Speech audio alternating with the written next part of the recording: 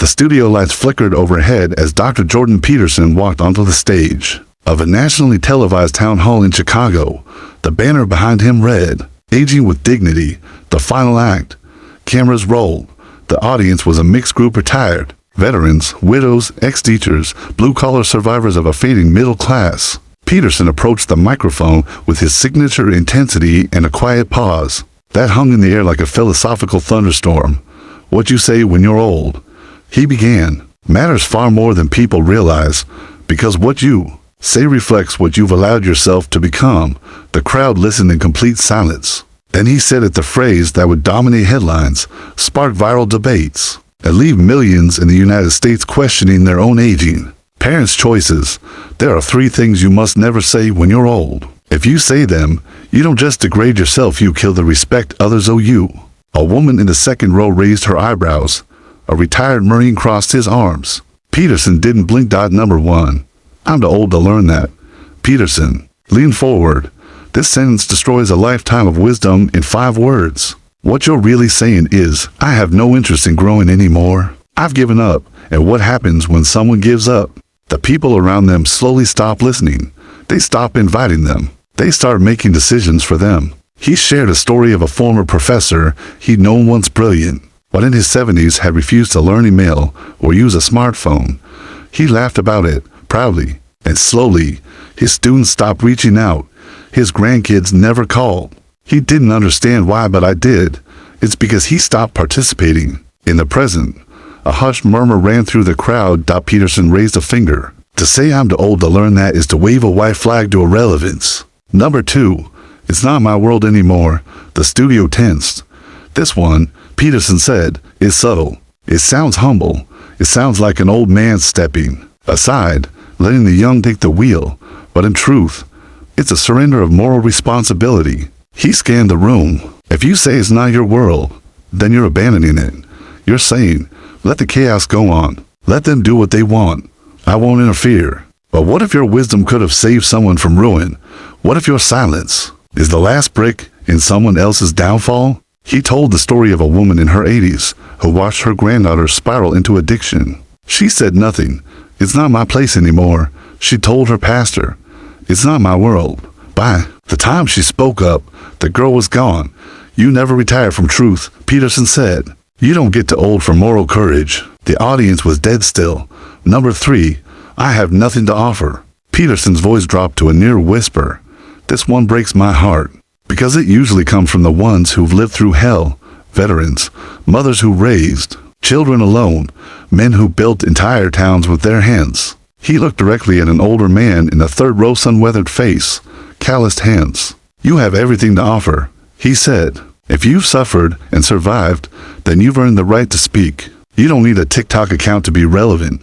You don't need followers to lead. You have the weight of lived truth, and we're starving for it. The man swallowed hard. A woman behind him wiped a tear. Peterson took a breath. These 3 sentences, he said, seem small, but they're landmines. Speak them often enough, and your family, your community, even the nation will start treating you like a relic instead of a resource. That's when the first hand went up. A woman named Barbara, 71, stood up in the front row.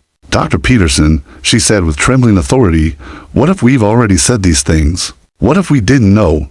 The question echoed across the stage. Peterson walked toward her, then stopped. Today, he said plainly, start now. The tongue is a sword, and an elder who speaks truthfully and bravely, who refuses to surrender their voice, can still shape history, even at 90. The applause started slow, but it grew. On social media, the segment went viral within hours. Hashtags trended. Hashtag elder truth. Hashtag Petersonaging, and hashtag wisdom never retires. Thousands shared videos of their grandparents quoting Peterson's lines. Others confessed shame for the ways they dismissed the elderly in their lives. But the backlash came too. The next morning, The View hosted a segment titled, Is Jordan Peterson Shaming Seniors? One panelist accused him of burdening the elderly with guilt when they deserve peace. Another insisted, it's dangerous to tell people in their 80s they still need to fight battles. Haven't they fought enough? But calls flooded the station. Over 70% of them were from elders themselves. One man in Ohio said, thank God someone finally told us the truth. I've got a bad hip and cataracts. but my voice works just fine and I'm going to start using it again. Another woman wrote, I thought I had nothing to offer, but I watched that broadcast, and now I'm mentoring kids at my church again. He gave me back my dignity. Peterson later responded to the backlash during a podcast. There's this myth, he said, that when you grow old, you're supposed to vanish, that your job is to smile politely, keep quiet, and not get in the way. But in every great civilization, elders were the guardians of truth. In the U.S. today, we've replaced them with algorithms. He paused. We're a country craving guidance, and yet we muzzled the one group who's lived long enough to provide it. In Florida, a group of retired nurses formed a volunteer brigade after watching Peterson's speech. In New York, an aging community center reported its highest ever turnout for a mentorship program. And in Los Angeles, a Vietnam veteran named Ronald taped Peterson's 3 things never to say on the wall of his local VFW hall. Not everyone agreed, but everyone heard. It's somewhere in the heart of America, a 77-year-old woman sat her family down, looked her grandson in the eye, and said, "Teach me how to use your phone. I want to learn what matters to you." He smiled. "You sure, Grandma?" She nodded. "I'm old, not done." And the room changed forever. The debate was already roaring by the time Jordan Peterson returned to the Chicago stage for the second part of the televised town hall. Clips of his earlier segment had racked up over 30 million views across platforms. Now, with the spotlight firmly back on him, America leaned in again, waiting to hear the next round of truths many were too afraid to say. He stepped up to the podium, water bottle untouched, suit crisp, posture straight as steel. After a moment of silence, he spoke quietly but deliberately. In our culture, we tend to think that aging is a passive process, that it just happens to you, but that's a lie. You can age with power, or you can age with despair, and what makes the difference often are the things you choose not to do. There was no warm-up. He went straight in. Here are 3 things you must never do when you grow old. Ever. Not if you want to keep your soul intact. Number 1. Don't become a spectator in your own life. Peterson scanned the crowd, his gaze sharp. Too many people retire and think their job is done not just at work, but in life itself. They sit, they watch, they let days pass like commercials. They spectate instead of participate. He shared the story of a man he met in Austin, an engineer who retired at 65 and had spent the next 10 years in front of a television, doing crossword puzzles and watching reruns. He told me, "I earned this rest." But he didn't look rested. He looked empty. Peterson paused. There is a difference between rest and decay. One heals you, the other drains you. You must remain a participant in your own story. A woman in the front row whispered to her husband, "That's me." He took her hand. Number 2, don't isolate yourself. This time, Peterson didn't need a long story. He simply stated the truth. Loneliness in old age is an epidemic in the United States, and some of it, tragically, is self-inflicted. He explained how many elders, after a few rejections from friends or distant family, retreat. They stop calling, stop showing up, stop trying. They tell themselves, "No one wants to hear from me," so they vanish. But connection, he said, isn't a gift you wait for. It's a muscle. You build it every time you call someone first, show up to a community meeting, volunteer at a library, or talk to the grocery clerk. You're exercising it. He raised his voice slightly now. Your worth is not dependent on being wanted. It's found in showing up anyway. Several in the audience nodded quietly. One man in the back stood up, shook off emotion, and sat again. Peterson saw it. Number 3. Don't become bitter. Now the air was thick. This, Peterson said slowly, is the most dangerous trap of all. He walked to the edge of the stage, his voice softer now. If you reach the age of 70 or 80 and you carry nothing but resentment toward your children, your ex, the government, your former boss, your church, then your spirit has been hijacked. He took a long pause. Bitterness is seductive. It gives you a sense of superiority over others. It tells you, they failed me, they let me down, I'm the victim, and if you let it, bitterness will rot your legacy. Peterson told of a woman he'd met in a care facility in Arizona. She had 3 children. None of them visited. Yes, they had their flaws, but every word from her mouth was bow. Everything was they owe me, they abandoned me, and I thought if she had spoken to them with grace instead of venom, perhaps they would have stayed. A man in the audience, visibly shaken, pulled out his phone and typed a message. Later, he would reveal he just texted his estranged daughter, "I'm sorry. Come see me if you can. No blame. Just love." The crowd clapped lightly. Peterson waited. Then he pivoted.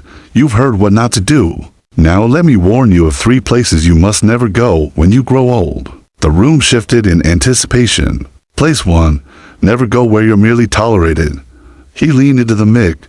As you age, your time becomes more sacred. If you walk into a room, be it your children's house, a community event, or a church, and you feel like a burden, like they're just putting up with you, leave. Respect is not something you beg for at 70. It's something you command through presence, not permission. He clarified, "I don't mean you walk out of relationships recklessly, but I do mean you do not shrink to fit inside places that make you feel small." The line drew applause. Even the stage crew paused. Place 2. Never go where your values are mocked. Many older Americans, Peterson said, walk into spaces, TV shows, social circles, even their grandchildren's conversations where their lifetime of moral beliefs are sneered at, and they stay silent to keep the peace. He shook his head. "You don't need to fight every battle, but you must never apologize for existing. You've earned your convictions. Speak them with grace, but speak them." The screen behind him flashed with a quote, "Wisdom silenced is wisdom lost." In South Carolina, a grandmother who watched the live stream stood up at her Sunday church and finally told her pastor, "I will no longer stay silent about what this community is losing. I've been here 40 years. I've seen it fall apart, and I'm not too old to speak up." She was met with a standing ovation. Place 3. Never go where your future is dismissed. Peterson leaned in again. If you walk into a place and people treat you like your story is already overrun, don't just sit in a room where you're talked about in the past tense. He gave an example of a job center in Boston where a 66-year-old man was told he was too old to retrain, so the man created his own YouTube channel on fixing old motorcycles. 2 years later, he had 400,000 subscribers and more income than he ever had in his 30s. "You are not a museum piece," Peterson said. "You are a living force. Act like it." The hall thundered with applause. Several elderly attendees stood up on their own, cheering. A producer backstage whispered, "This just shifted the entire tone of the country." And he wasn't wrong. In the days that followed, assisted living homes reported spikes in elderly-led meetups. A 74-year-old woman in Nevada launched a podcast titled Still Here, where she interviewed older Americans with stories no one had asked them about in decades. Veterans halls filled again. Book clubs reopened. One retired teacher in Wisconsin started tutoring online and helped a failing student get into college. News outlets divided themselves. Conservative media hailed Peterson's advice as a moral reset.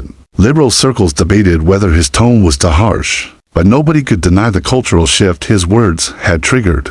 3 things never to do. 3 places never to go.